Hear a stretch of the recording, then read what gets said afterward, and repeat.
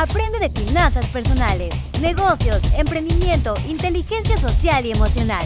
Todo eso y mucho más en un podcast. Cristian Martínez, todos los miércoles. El tema de la semana pasada, me gustó mucho, disfruté mucho grabar ese podcast de comprar o rentar una casa, porque creo que a pesar del conocimiento adquirido, a pesar de lo que se ha dicho de este tema, pude contar mi historia, lo que yo creo de acuerdo a lo que yo he vivido y a lo que he hecho. Y eso genera mucho más impacto. De hecho, hay muchas personas hablando bien del podcast en TikTok, en YouTube, pero también hay algunas otras que me han dicho, qué romántico te viste, claro que está mucho mejor siempre no parar el dinero y no convertirlo en pasivo, sino en activo. Los números son fríos, deberías de hablar de números, y hablaste muy romántico. Hay otras personas que han dicho, que hasta que alguien coherente nos apoya y dice algo. Pero también creo que se quedó el tema como un poco para una segunda parte. Creo que es importante aterrizar algunas cosas que no quedaron claras en ese podcast. Porque a pesar de que yo estoy a favor de comprar una casa, cada caso es diferente, cada economía es diferente. Sí lo dije en el podcast pasado, pero tal vez no fue muy clara mi postura de cuándo sí o cuándo no, cuándo rentar o cuándo comprar. Porque tampoco estoy en contra de la renta. Yo también he asesorado personas que le digo, no tiene nada de malo rentar y no tiene nada de malo de que tú no seas dueño. Cuando eres inteligente y tienes inteligencia financiera y haces las cosas en base a números, en base a porcentajes, en base a conocimiento, muchas veces rentar es mejor opción que comprar por un tiempo. Tiene que ver tu situación económica, tiene que ver tu visión y tiene que ver cuál es tu proyecto de vida. Entonces, no podemos generalizar. Cada caso es diferente y por eso el día de hoy decidí darle la continuación a ese podcast de la semana pasada, aterrizando algunos puntos que quedaron en el aire, porque estoy a favor de comprar una casa, sí, totalmente, pero estoy en contra de la deuda. Entonces el podcast del día de hoy se trata, compra una casa, no compres una deuda. Y quiero empezar con eso. Mucha gente dice, bueno, entonces ya alguien me apoyó que sí debo de comprar una casa, muy bien, voy a defender mi teoría y voy a forzarme para poder adquirir una casa. Y la única manera que encuentro para adquirir una casa es a través de una deuda del Infonavit de 30 años. Y eso no estoy a favor. ¿Por qué? Porque vas a ser esclavo del Infonavit por 30 años con el único objetivo de tener una casa y tal vez la casa ni siquiera era la casa de tus sueños, ni siquiera era un patrimonio, tuviste que escoger en una zona donde no tiene plusvalía, donde simplemente por la ilusión de tener una casa tomaste una mala decisión. Entonces vamos a hablar hoy de 5 puntos para que tú puedas hacer una buena elección de cómo comprar una casa, qué puntos hay que ver para no regarla y no simplemente endeudarte. Entonces, punto número 1 es compra una casa, no compres una deuda y mucho menos a largo plazo. ¿Estás a favor de una deuda de Infonavit, Cristian, de 30 años? No estoy a favor, porque cuando tú tomas esa decisión y solamente podías pagar eso, tenías un balde mental financiero pequeño. Entonces, como tu motivación era decir, quiero una casa, pasaste por alto muchas otras cosas y tú dijiste, la única manera que yo puedo tener para adquirir una casa es a través de una deuda a 30 años. Y no es cierto. No es la única manera y tal vez el momento en el que estás tomando esa decisión no es tu mejor momento, por la cantidad de ingreso que estás teniendo, por tu cosmovisión y por tu tamaño de balde mental financiero. Entonces, para poder tomar una decisión de sí comprar una casa, lo primero que debes de tener es inteligencia financiera. Tú no puedes decir, a costa de lo que sea, voy a comprar una casa, no importa que gane el salario mínimo. En nuestro país, en México, el salario mínimo ahorita creo que está en 1,580 pesos, por ahí más o menos, que es un poquito más de 6,000 pesos mensuales, es poquito dinero. Entonces, tú teniendo un ingreso muy pequeño donde no has desarrollado tus talentos al máximo, donde no estás sirviendo a muchas personas, donde simplemente lo único que estás haciendo es vendiendo tu tiempo por dinero y tienes un sueldo pequeño, tu enfoque debería de ser en generar más ingreso, en que tú puedes decir, ok, hoy estoy ganando esto, ¿cómo le puedo hacer para ganar más? No debes de pensar, hoy estoy ganando esto y quiero comprar una casa allá. ¿Por qué? Porque si lo haces y te apalancas o agarras un sistema de crédito como el Infonavit, vas a vender tu vida por 30 años para estar pagando ese dinero ahí y tal vez no estás pensando en generar más, en ampliar tu cosmovisión, en crecer inteligentemente, financieramente hablando, en poder hacerte más valioso tú para que no ganes tan poquito dinero, sino que empieces a ganar más sirviendo a más personas. Tu enfoque debería estar ahí. Entonces, aquí quiero hacer un paréntesis de lo que vimos de la semana pasada. Si tú no tienes un ingreso que te sientas cómodo y que tú digas, yo creo que puedo todavía trabajar para generar más, no te enfrasques en querer comprar una casa en este momento. No es tu momento. Piensa mejor en crecer. Piensa mejor en generar más valor. Piensa en ser una persona que pueda ser más valiosa para una, para dos, para tres, para 5 personas. Piensa en invertir, piensa en ahorrar. Pero pensar en comprar una casa en ese momento a costa de lo que sea no es tan buena decisión. Entonces, quería empezar con ese punto.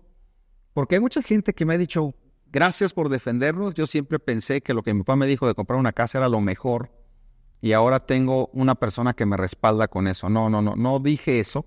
Y por eso les dije a todos, cada caso es diferente. Yo, Cristian, sí creo que es bueno en algún momento tener una casa propia y tener un dinero ahí para dar seguridad. Pero lo primero que debes de tener es inteligencia financiera antes de pensar en tener una casa. Y te quiero contar un problema que yo tuve. Por pensar así, cuando yo no tenía inteligencia financiera, cuando no tenía educación financiera, tenía en mi mente el quiero comprar un terreno, quiero comprar una tierra, para en algún momento hacer una casa. Todos yo creo que en algún momento pensamos eso. Empecé a trabajar ya de recién casado y entonces una persona conocida me dijo, oye, tengo un terreno de oportunidad que quiero venderte y ese terreno está en el cerro, literalmente en el cerro, no es broma, está en el cerro. Para llegar a ese terreno tenías que cruzar cerro donde no había calles y de repente en el cerro se apareció un terreno y me decía, este es mi terreno. Entonces, la primera vez que yo fui a verlo, dije, esto es una locura, yo no voy a comprar un terreno en el cerro, pero me supo vender que me dijo, hay una cosa interesante, al lado de este terreno va a pasar en la ciudad de Irapuato el cuarto cinturón vial. Infórmate, checa, ve que ya hay unos planos que existen donde va a haber una de las vialidades más importantes de todo Irapuato y ahorita este terreno está muy barato, pero cuando pase el cuarto cinturón vial va a ser un terreno que va a costar 5 veces más. No era mentira, sí iba a pasar el cuarto cinturón vial por ahí. Entonces le dije, bueno, pues déjame investigar. Empiezo a investigar, empiezo a checar y efectivamente iba a pasar el cuarto cinturón vial por ahí, por donde él me había dicho. Entonces se me hizo una oportunidad. Entonces yo dije, a ver, no tengo tanto dinero, no tengo mucha inteligencia financiera. De hecho, no tenía educación financiera, te estoy hablando que era antes. Tenía yo creo que unos 26 años cuando ocurrió eso, 27 años. Pero tenía una persona que me vendía un terreno que aparentemente era una oportunidad para unos 3 o 4 años hacia adelante. Yo no quería construir en ese momento, pero dije, bueno, ¿qué tal si hago esta compra y después me funciona el negocio y entonces de aquí a 4 años este terreno vale 4 veces más? 26 años con ilusión de crecimiento, con ganas de avanzar, con una primera oportunidad de comprar una tierra. ¿Tú crees que no era interesante ese negocio? Claro que lo era. Me puse a pensar, lo platiqué con mi esposa y el precio que me pedía no era tan exagerado. Me decía que me lo dejaba en 100,000 pesos. Y el terreno era de 15 por 45, era un terreno grande comparado a los que estaban en venta en otros lugares. Pero había un problema, no tenía escrituras, era un terreno ejidal. Sin conocimiento, sin nada, empiezo a investigar y un amigo me dice, es que sin escrituras es muy peligroso porque puede tener varios dueños. El chiste es que el negocio lo alargo y yo le entrevistaba al señor, oiga, pero ¿qué tal si usted ya lo vendió? No, ¿cómo crees, Cristian? Yo soy una persona derecha, el terreno te lo voy a vender a ti y esa oportunidad es para ti. Y me volvía a envolver, ¿no? Emocionalmente hablando, tomé la decisión y dije, sí quiero comprar ese pedazo de tierra, sí creo en el proyecto del cuarto cinturón vial y lo voy a arriesgar y lo voy a comprar. Pero en ese momento, de acuerdo a mis finanzas, 100,000 pesos para mí implicaba la mitad de mi patrimonio que yo tenía en ese momento. Estaba recién casado, empecé en el mundo de las inversiones y de los autos y yo tenía 200,000 pesos. 100,000 pesos implicaba acabar con la mitad de mi dinero. Y yo decía, chin, ¿lo hago? ¿No lo hago? Se me hace muy difícil, pero obviamente me ganó la emoción y lo hice. Compré el terreno, di los 100,000 pesos que el señor me pedía Y hasta el día de hoy, después de 16 años, el terreno sigue estando en el cerro. No tiene ningún valor. No hay posibilidad de llegar en auto ahí, ni tampoco a pie, porque ya la vía por donde él se había llevado ya la cerraron. Entonces, para llegar a ese terreno tienes que escalar una montaña y llegar al terreno, ¿no? El cuarto cinturón vial no pasó exactamente por el frente del terreno, pasó 100 metros arriba y ya existe el cuarto cinturón vial. Pero el cuarto cinturón vial es una vía de alta velocidad que no puedes tener un acceso hacia allá abajo. Entonces, el terreno está inservible. No creo que en algún momento ese terreno pueda generar valor. No tengo papeles del terreno, tengo un contrato de compraventa y tengo fe de que ese pedazo de tierra me pertenece, pero no hay nada. Era una ilusión lo que yo estaba comprando. ¿Por qué te cuento esta historia? Porque hay mucha gente así, que con el deseo de comprar tierra, de comprar una propiedad, hacen un sueño cuando no es el momento de hacerlo. A mí me hubiera gustado tener un asesor financiero que me hubiera dicho lo que ya ahora sé. Me hubiera dicho, Cristian, no es tu momento de comprar ese terreno, no te emociones, mira, ve esto, checa esto, analiza esto, haz números financieramente hablando, porque no es tu momento. Aunque estés emocionado y aunque tú digas, bueno, ¿y qué tal si le pego al gordo en este terreno y después de 100,000 se convierte en 500,000 en 4 años? ¿Y qué tal si después me arrepiento? Había gente que me decía, cómpralo, ¿qué tal si te arrepientes por no haberlo comprado y después sí tiene valor, ¿no? Era un volado, pero era mucho riesgo, era una inversión de muchísimo riesgo que yo no estaba en el momento de hacerla, pero decidí hacerla. Bajé mi capital, compré ese terreno, me emocioné y no está sirviendo para nada. Sigue estando ahí. A veces ni me acuerdo que lo tengo, es más, ni siquiera me acordaba hasta que estaba pensando en grabar este podcast. Se me vino a la mente que tengo ese terreno ahí. No es nada, era una idea, era una ilusión, no había nada claro. Pero ¿cuántas personas como yo han comprado un terreno? Que en vez de comprar un terreno, compran un problema.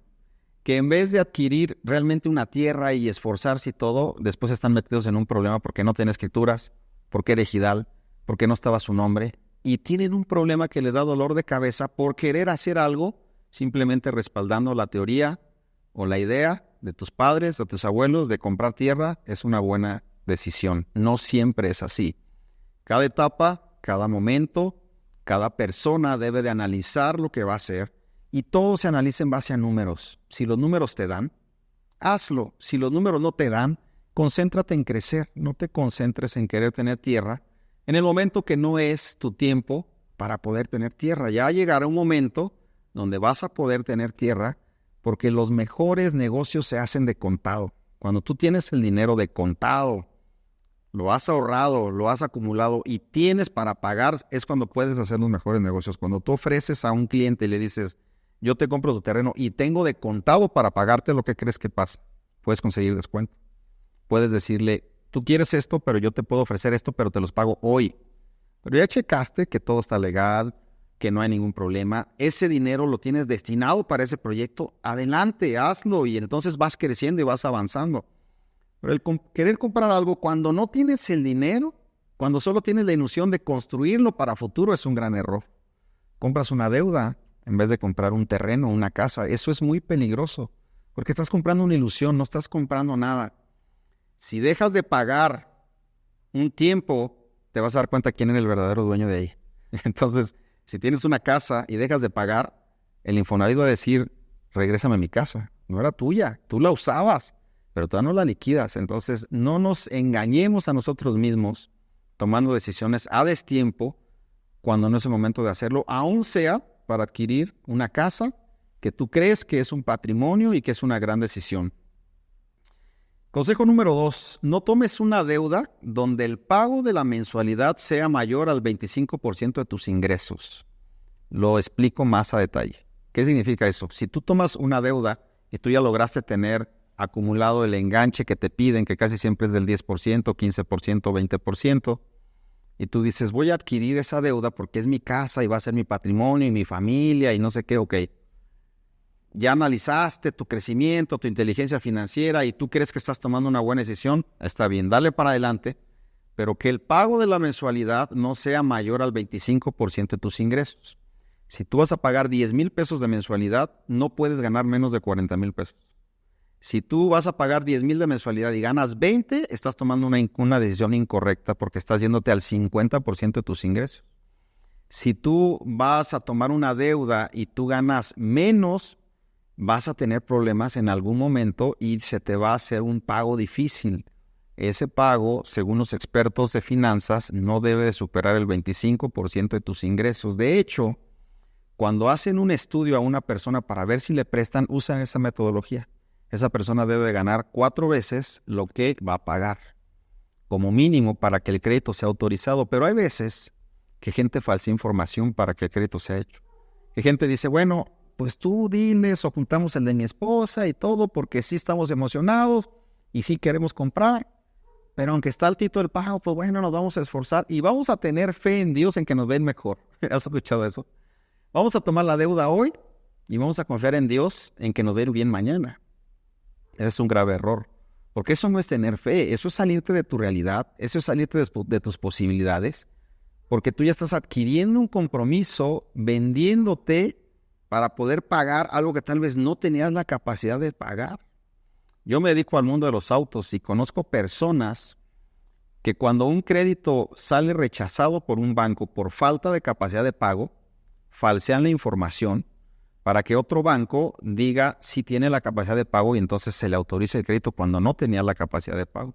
Pero la persona está necia en que sí quiere el crédito y hay muchos que pueden hacer ese tipo de trampas, ¿no?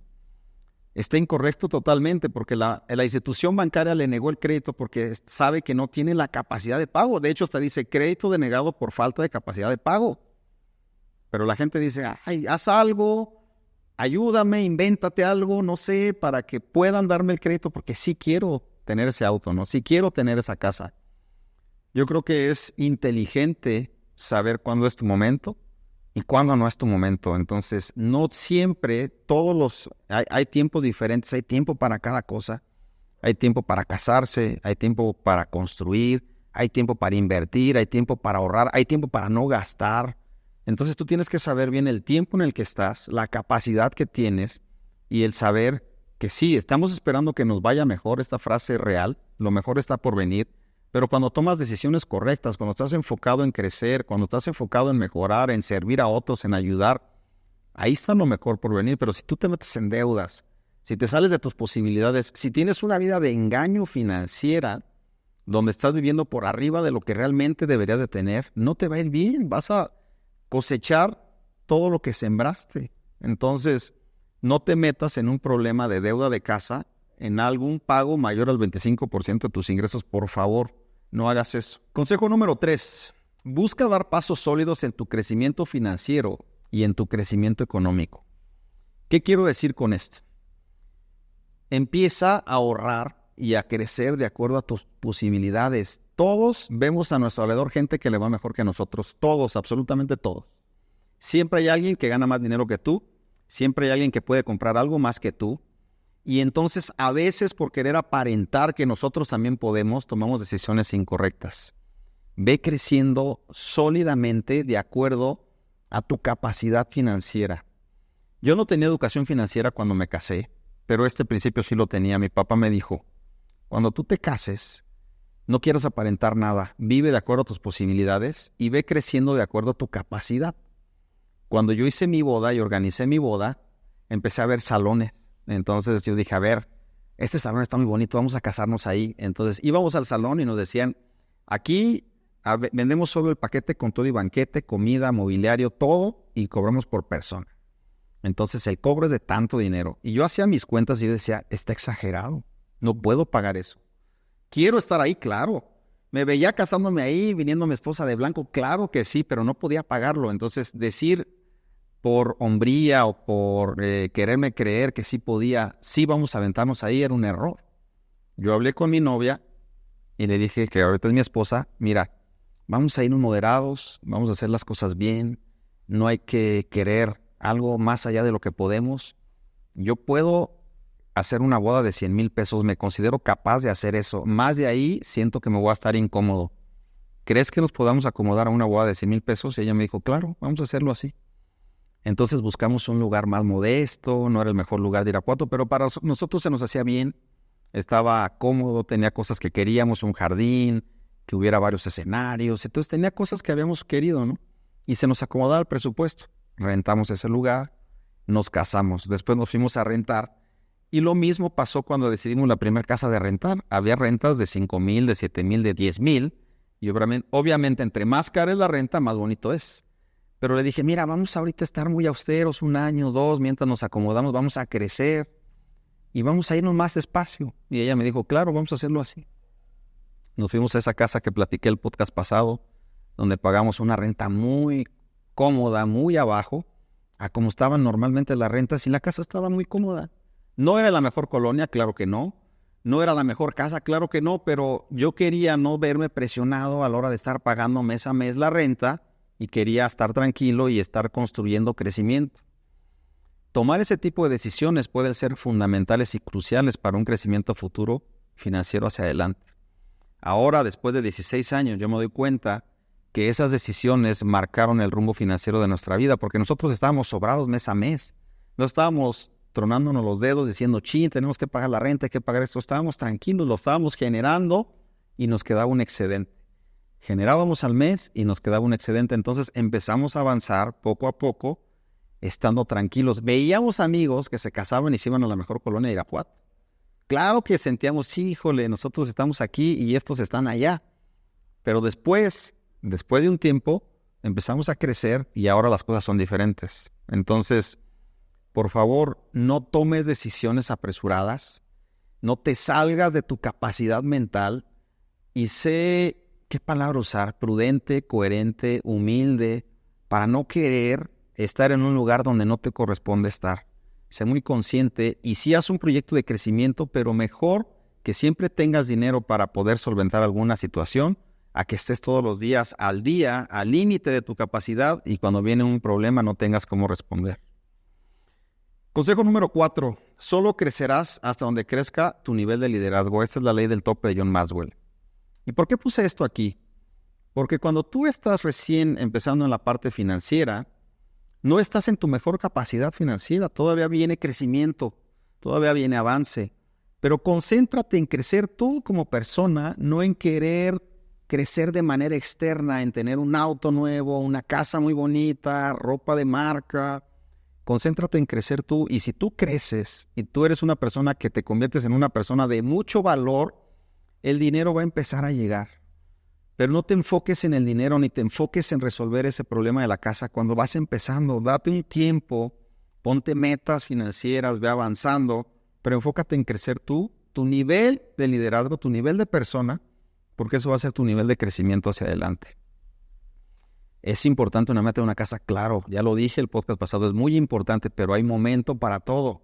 Cuando estás empezando financieramente, cuando estás enfrentándote a la vida laboral, donde estás teniendo ingresos por primera vez, preocúpate por generar más ingreso, por crecer tú, por ser más valioso, para que después puedas tomar una mejor decisión.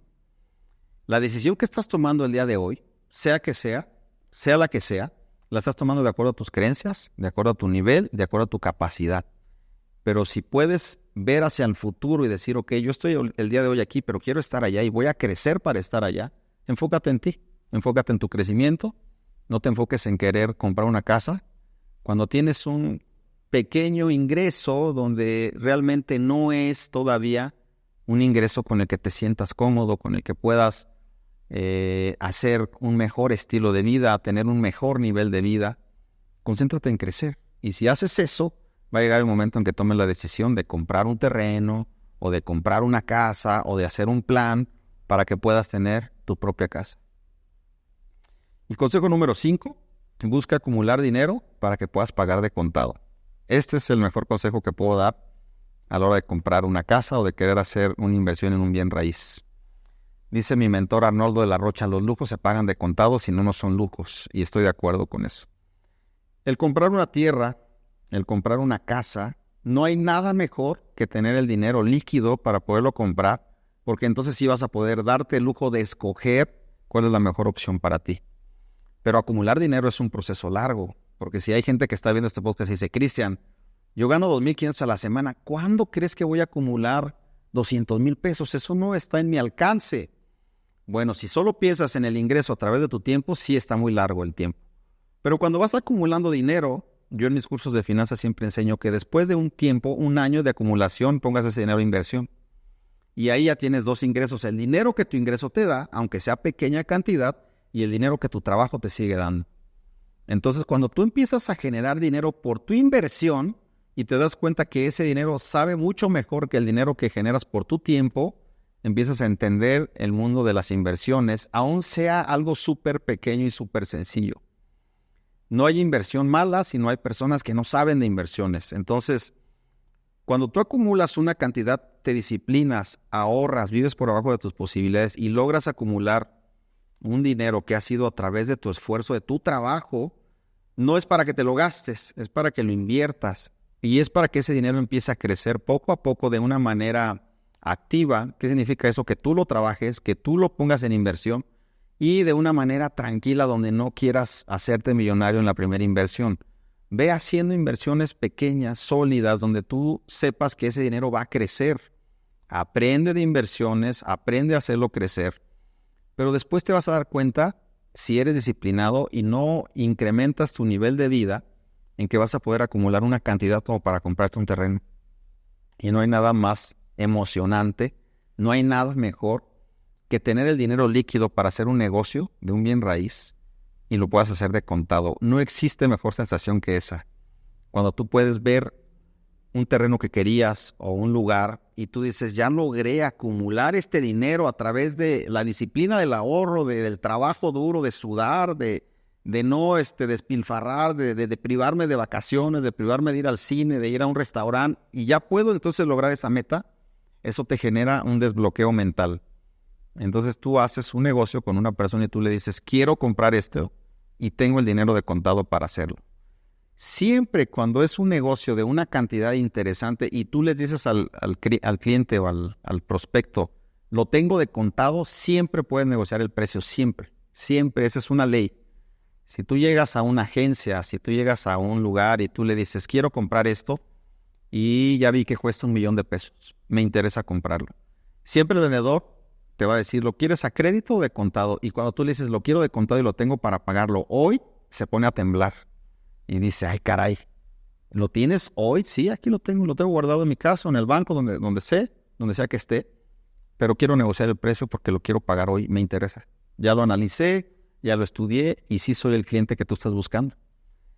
Puedes hacer una oferta, aunque sea agresiva o un poco ridícula, para que puedas bajar el precio, porque siempre cuando hay dinero de contado, consigue las mejores ofertas.